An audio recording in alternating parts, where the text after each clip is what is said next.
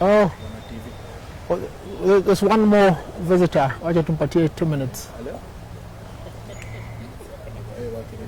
No, George, please keep your phone away. Ama urudi kwa ofisi yako.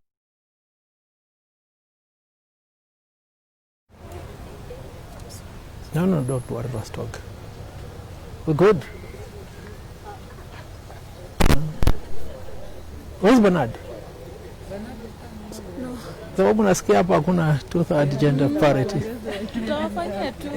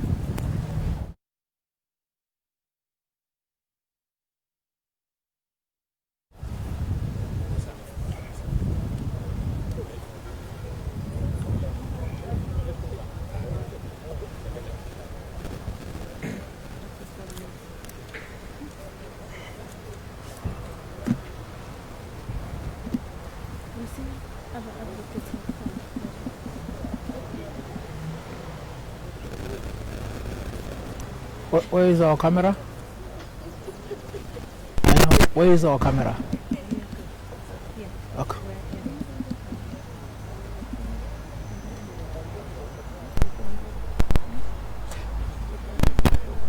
Good morning, Kenyans. We are here to deliver good news to Kenyans and to deliver bad news to the leaders of Kenya, because this is an exercise that we must undertake for Kenya to grow and flourish as a constitutional democracy. With me here is the advisory given by the Chief Justice of the Republic of Kenya, Honorable Justice David Kenani Maraga, to the President of the Republic of Kenya, His Excellency Uhuru Kenyatta, to dissolve Parliament. It is on that backdrop that we have gathered here to chart the way forward, because there is a possibility of the rule of law being subverted further by those, the people of Kenya, elected into office. This is our statement. It reads, Parliament is unlawful and shall not conduct business beyond the 12th of October 2020. Kenyans, there is need here and now to assert the legal position with finality on what must be done following the advice by the Chief Justice of the Republic of Kenya to the President of the Republic of Kenya to dissolve Parliament. The urgency and finality is necessitated by an emerging and fast developing trend by certain individuals and institutions to belittle, berate, and castigate the Chief Justice for having advised the dissolution of Parliament as mandated by the Constitution of Kenya. Key among the individuals propagating the false, erroneous narrative is the Speaker of the National Assembly, Honorable Justin Muturi, who unfortunately is an advocate and ought to have handled the matter with wisdom and leadership. Muturi is on record stating falsely and deceitfully that the advisory given by the Chief Justice is unconstitutional and premature. He further stated that there should be no anxiety on the dissolution of Parliament for the reason that the Parliamentary Service Commission will move to court and have the matter resolved lawfully. This statement by Muturi, which is self-assured, may be interpreted to mean that the Chief Justice acted unlawfully, and further that those on whose behalf Muturi speaks have secured a judge who is prepared to overlook the express provision of Article 2, Sub-Article 3 on the supremacy of the Constitution. For clarity, this is what the Constitution provides. The validity or legality of this Constitution is not subject to challenge by or before any court or other state organ.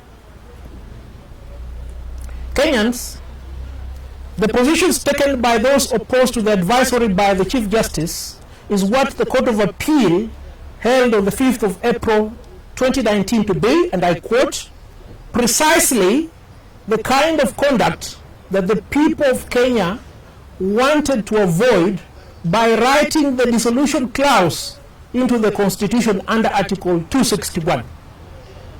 Under Article 261, sub-Article 7 of the Constitution of Kenya, the people of Kenya express their will as follows.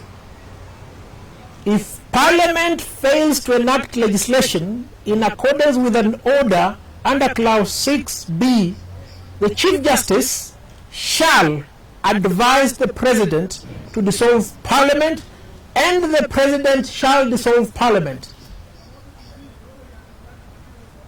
The power given by the people of Kenya to the Chief Justice to advise the President to dissolve Parliament is a sovereign delegated power.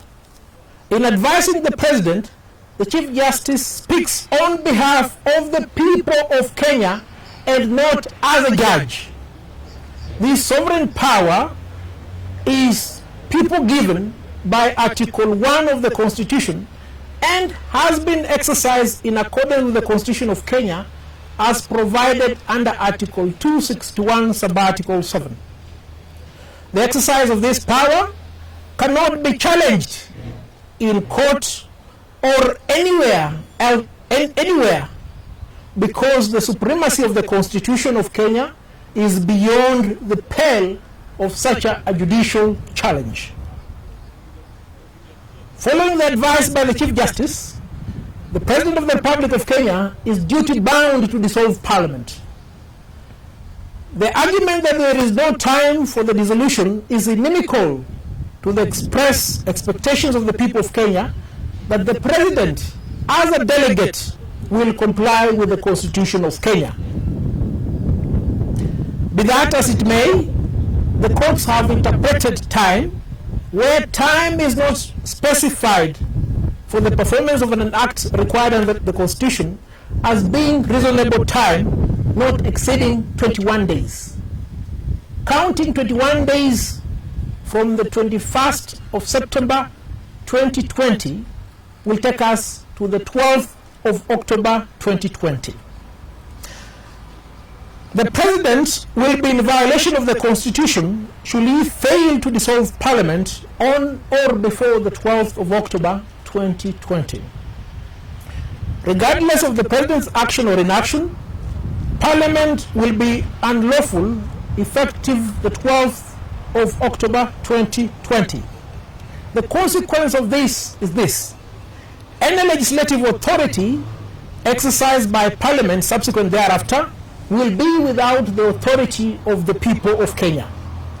Further, any oversight of state organs exercised by Parliament will be without the authority of the people of Kenya. These Kenyans is the anathema that those we elected want to subject us to. It is incumbent upon the people of Kenya to refuse to be taken through that perilous path. It is therefore expected of any judge before whom the challenge on the advisory by the Chief Justice has or will be made to uphold the Constitution, no matter what pressure may be put to bear on him or her by the self-assured individuals behind any such ill-advised litigation. And we must emphasize this: any judge before whom this petition is brought must ensure that he or she upholds the Constitution. In an attempt to mislead the people of Kenya, the individuals responsible for this violation of the Constitution have made several misrepresentations. First, they have falsely claimed that there is a lacuna on how the by-election is to be conducted and the term of the new parliament subsequent to dissolution. Secondly, they have misled the people of Kenya to think that the term of the President of the Republic of Kenya, and this is important, governors and members of county assemblies, is affected by the dissolution, thereby bringing the entire business operations to a halt.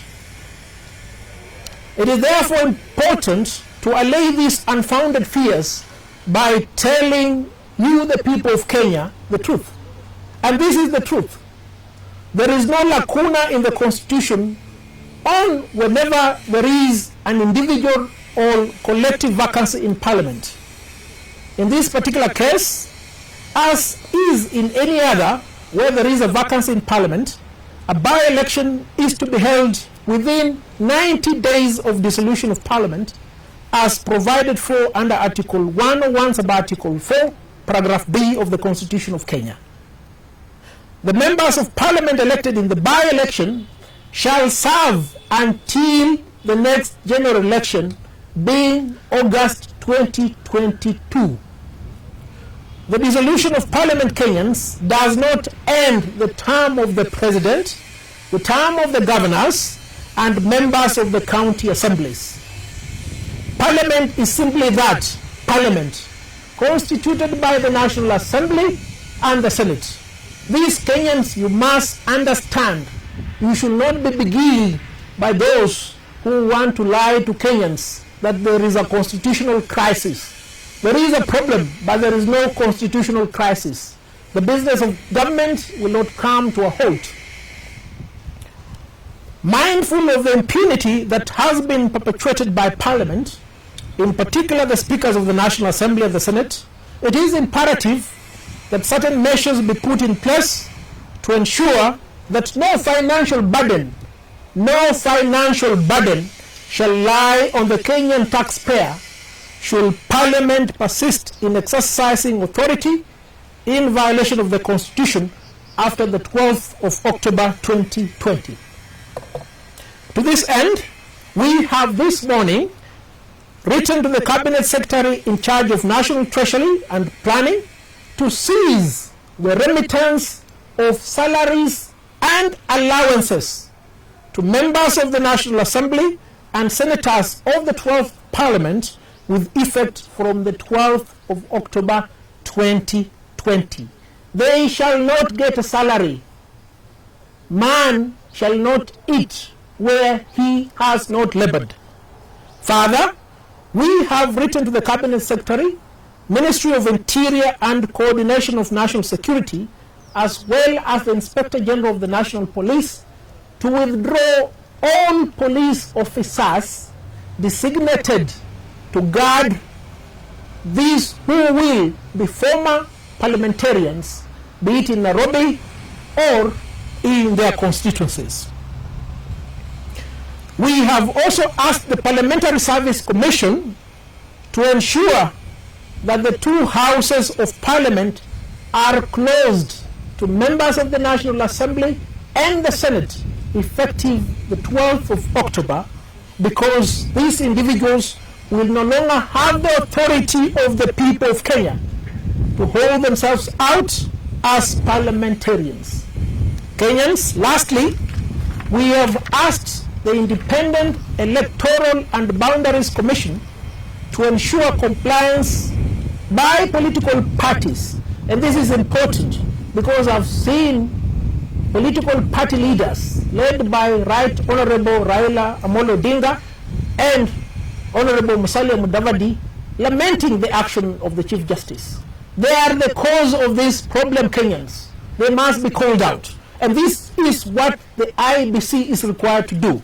It is required to ensure that the two-thirds gender principle is complied with by political parties in nominations in respect of the by-election that will ensure subsequent to the advisory given by the Chief Justice. This request, friends, is made based upon the clear provisions of Article 81B of the Constitution and the judgment of the High Court made in the case of Katiba Institute versus the IBC, which judgment directed that there must be compliance with the two-thirds gender rule in any election to be conducted subsequent to the date of delivery of that decision. Kenyans, in the intervening period, we will write to the United Nations, and Kenya is a member state of the United Nations. We will write to the World Bank and the International Monetary Fund, and Kenya receives a lot of donations, funds and loans from these institutions. We will write to the European Union, we will write to the African Union, the East African Community, other international and regional agencies, and Kenyan's development partners, not to transact business with the government of the Republic of Kenya, where such a business requires parliamentary approval and oversight. This is a grave matter, but it must be undertaken here and now for there to be adherence to the rule of law and constitutionalism. Cognizance of the continued disregard of the Constitution of Kenya and the rule of law by elected and appointed leaders in this country, and in exercise of the sovereignty of the people of Kenya, given under Article 1 sub Article 2 of the Constitution of Kenya, which empowers you, the people of Kenya, to exercise sovereign power directly, the Law Society of Kenya shall lead the people of Kenya to occupy Parliament effective 12th of October 2020. Until a by-election is held, should the people's elected representatives in the 12th Parliament persist in impunity. Kenyans, this is the course that we must take here and now, because if we don't do that, our generation will be held accountable for the grave violations of the Constitution by our delegates. Thank you.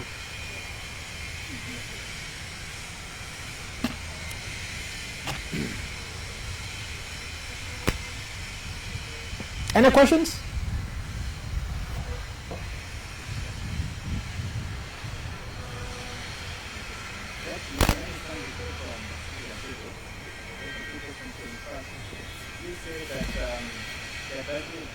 Sam, move a little bit closer.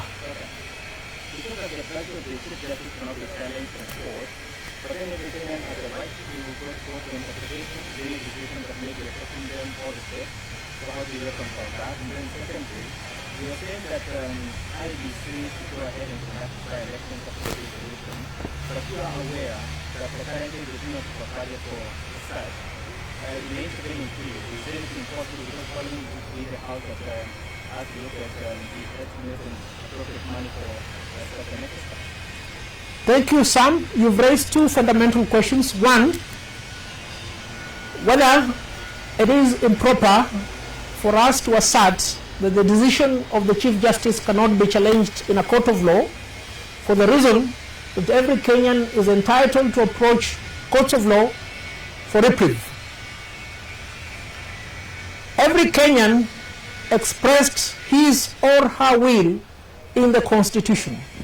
Article 261 sub-article 7 contains the collective will of Kenyans. Unless and until the Constitution of Kenya is repealed, that represents the will of the people.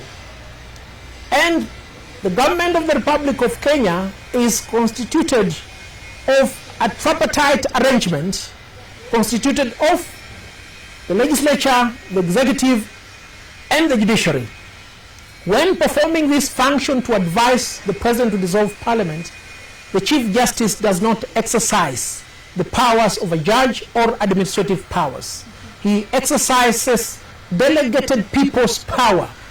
He is speaking to the President of the Republic of Kenya on behalf of the people of Kenya.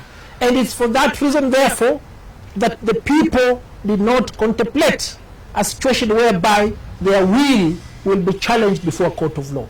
Number two, you've raised concern as to the ability of the IEBC to conduct a by-election for the reason that there is no money. Kenyans, your government, your elected and appointed people, have squandered close to 50 billion on account of COVID funds as we speak right now. What is the cost of conducting an election? Is it more than 10 billion? What is the cost of conducting a referendum? How much money, your money, has been allocated towards BBI? You see, there can never be the claim of inconvenience when you are required to comply with the Constitution. For that reason, therefore, IEBC should be prepared to hold a by-election at most within 90 days from the 12th of October. Kenya has money, a lot of money. Let that money not be pilfered. Let the money be used towards upholding the rule of law and constitutionalism. But how would that money get to IEBC? They need Parliament to pass it. And Parliament is saying to be dissolved beyond scope of the The only business that Parliament can do right now is to fund IEBC. And this is not novel.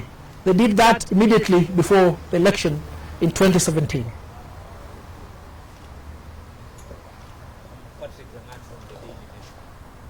Parliament has made two arguments to really propose their advisory. One of them is that the court order given by Justice John Makibo in 2017 was not served on Article 261(6). They say it requires that there is evidence that that order was served on the Speaker of the National Assembly, the Speaker. The second question related to that is they argue that order in 2017 relates to the level of Parliament. How do you reconcile these two things, given that it is a court? Good. Lagat, from the Daily Nation, there is a principle in law that there must be an end to litigation. Parliamentarians are the lawmakers. They are the ones who made this law. There were two cases that preceded the decision by the Chief Justice. The first case was decided by Honorable Lady Justice Mombi Ngugi, in which the National Assembly and the Senate, as well as the Attorney General, were parties. The second case was decided by Honorable Justice Mativo, again in which those three individuals were parties.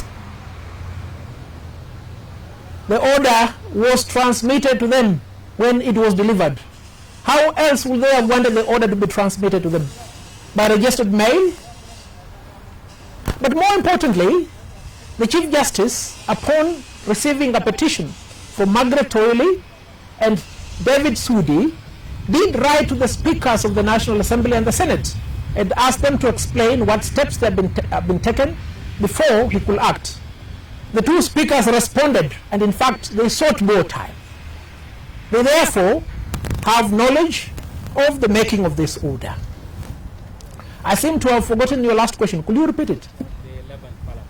The argument that the order Okay. is the 11th Parliament. Good. Parliament is parliament, just as government is government. We cannot say that we'll disregard all contracts that were entered into by the government under the leadership of President Mwai Kibaki, now that we have the leadership of President Uhuru Kenyatta. Parliament succeeds in perpetuity. Parliament has failed to comply. It is this parliament that is liable to be dissolved.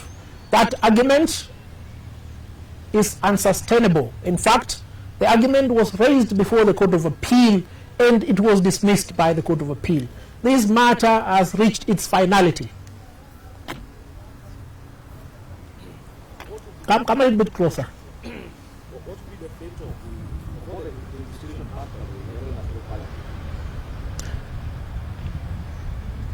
As we speak right now, Parliament is unconstitutional, but Parliament is yet to be dissolved. There is a time frame within which Parliament must be dissolved. That is 21 days from the 21st of September 2020. The 21 days lapse on the 12th of October 2020. Effective 12th October 2020, any laws that will be made by the National Assembly and the Senate will be null and void ab initio, because they will not have the propulsion, the sanction and support of the sovereign, the people of Kenya.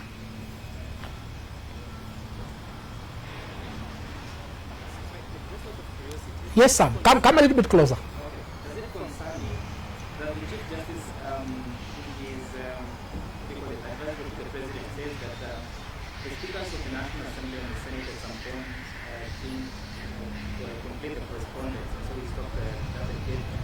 And also the Attorney General never briefed on the status of suing the President role. Yet the parliamentarians have been saying that there is a special interest bill before the Senate as well as constitutional amendment bill. Does it concern you that the Chief Justice may have hurried to make that advisory, yet there are other matters that are going on which he may have looked for alternative information communication? Parliament is a delegate of the people. Parliament must not beguile or lie to the people of Kenya. The special interest group bill has nothing whatsoever to do with gender parity and equality. Why do I say so? Because gender is predicated upon principles that are known, male and female. It's not an incapacity or a disadvantage. And to that end, both the Speaker of the National Assembly and the Senate have admitted their failure to comply. Why do I say so? Because two bills on two-third gender rule have been brought before the floor of the National Assembly, and they have failed because parliamentarians did not garner the required majority to pass the law. And if you look at it from that standpoint, you realize that the Chief Justice in fact bent backwards to accommodate Parliament and the Attorney General. But what did they do? The Chief Justice asked them to file replying affidavits to explain why there has been no compliance. They did file replying affidavits. They also asked to put in written submissions, arguments on law. It will surprise you, Kenyans, despite the colossal sums of monies allocated to the National Assembly and the Senate, they did not respond. They did not proffer a legal argument before the Chief Justice. The only legal arguments that were before the Chief Justice were those put by the Law Society of Kenya. What about the Attorney General? The Attorney General did not even bother to respond to these petitions, did not bother to write his submissions so that they can be considered. On what basis, therefore, will they be going to court? They have been given an opportunity to present their case. They did not present a case because they had no case. It cannot lie in their mouth right now to come and tell Kenyans that the Chief Justice has taken the country into a perilous path of turmoil. It is them, members of the National Assembly and the Senate, who have taken us to a perilous path. The Chief Justice has performed his role, and you, the people of Kenya, must stand firm and perform your role. Parliament must be dissolved pronto.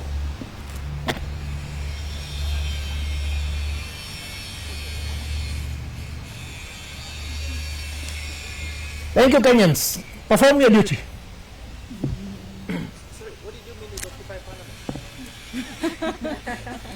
Yes, we meant that. We'll occupy Parliament, because anybody who will be in Parliament in the name of our parliamentarians past the 12th of October will be a trespasser. He or she will not have the authority of the people of Kenya to legislate. We'll go there in accordance with the power given to us by the Constitution to exercise power directly and occupy Parliament until such a time as a by-election will have been held. We will not do what our friends in Burkina Faso did by setting ablaze Parliament, because we want these people out to put in better people in Parliament. No, we will not sit on the seats of Parliament. We will close Parliament to the trespassers. We will maintain vigil so that our property is not occupied by trespassers. Sam, are you satisfied? I've run out of breath. Anybody? Join us in the occupation. Oh, one more thing.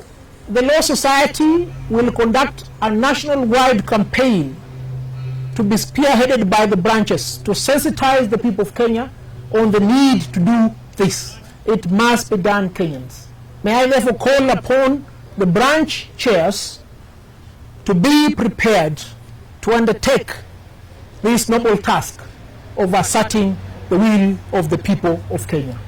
Thank you. God bless you. God bless Kenya, now and forevermore.